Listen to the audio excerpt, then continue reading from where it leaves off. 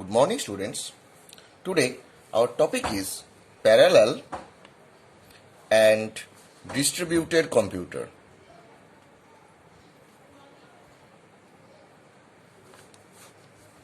Parallel and distributed computer can be achieved by using multiprocessor and using multi-computer architecture. So, now we will see what is multiprocessor. Multiprocessor means more than one processor works simultaneously.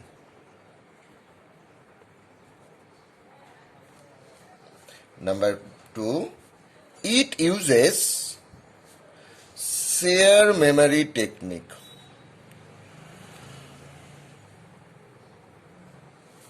Number 3, it follows the master-slave architecture. Now, we'll draw the basic diagram of multiprocessor architecture. Suppose this is CPU 1, this is CPU 2, this is CPU 3, and they will share a global memory.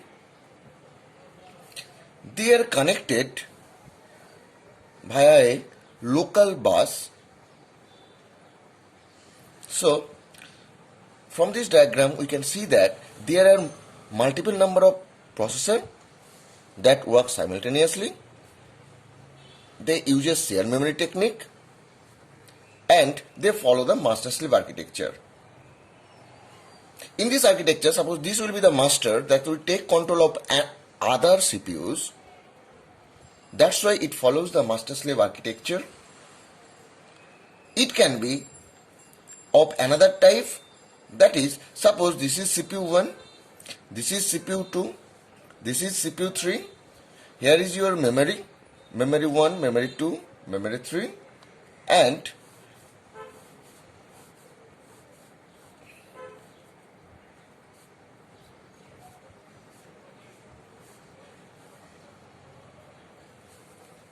this CPU 1 is connects to memory 1, this CPU 1 connects to memory 2, this CPU 1 connects to memory 3, and this connectivity known as switch connectivity.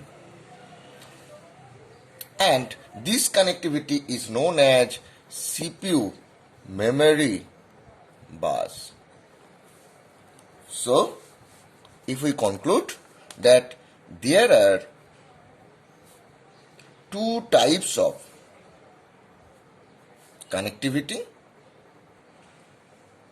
Number 1, high speed CPU memory bus. Number 2, switch connectivity.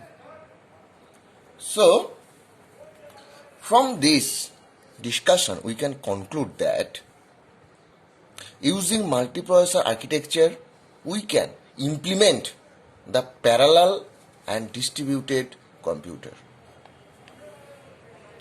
Next, there is another one that is called your multi-computer.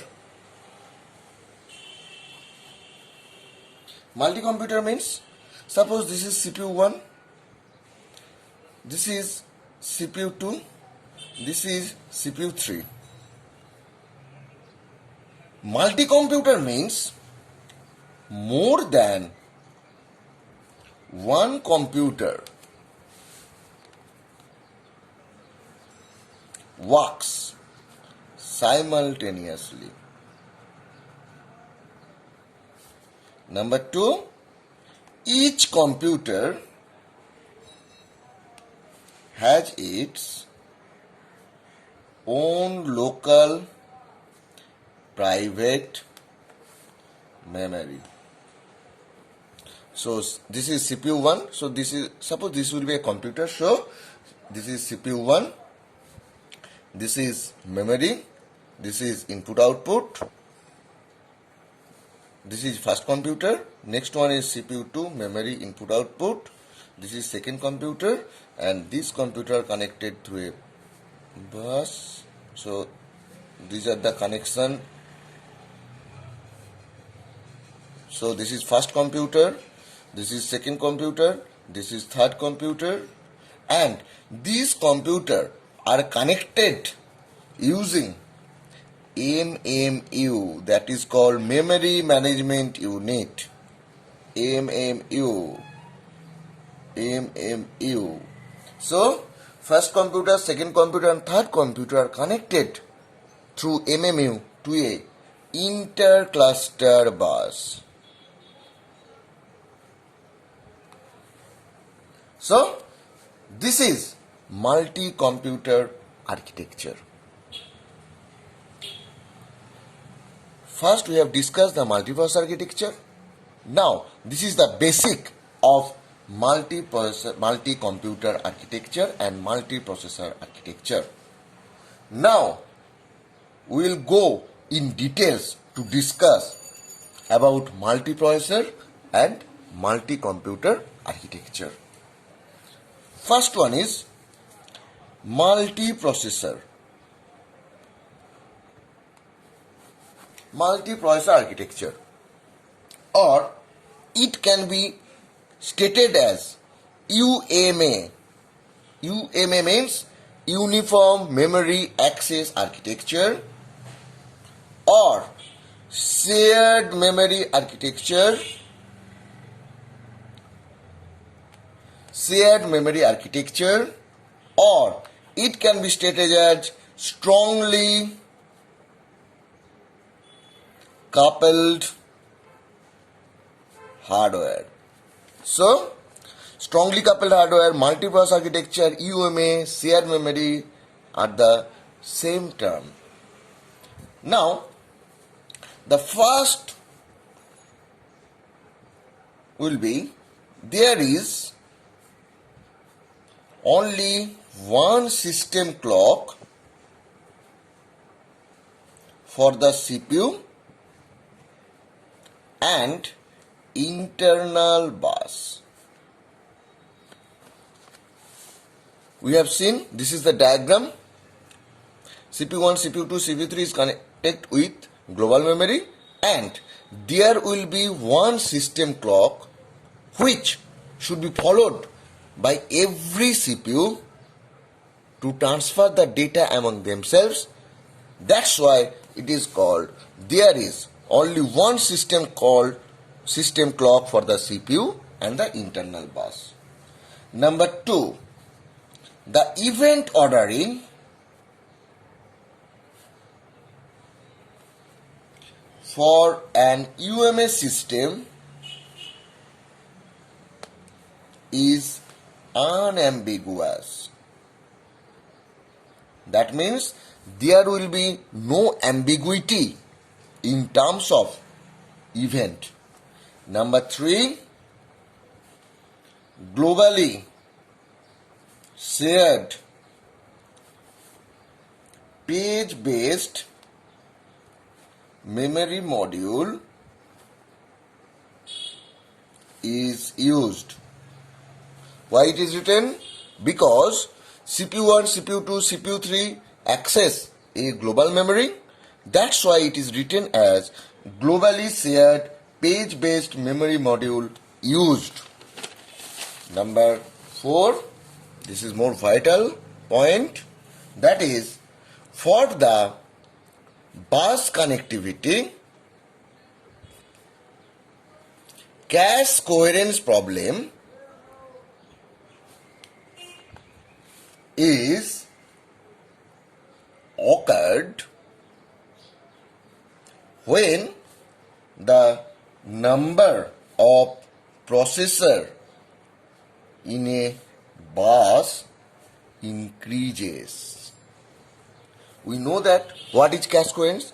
Cache coherence means consistency of the data in every cache should be maintained. Suppose in a multiprocessor system there were three CPU that were connected with each other. Now the number is increases to 5.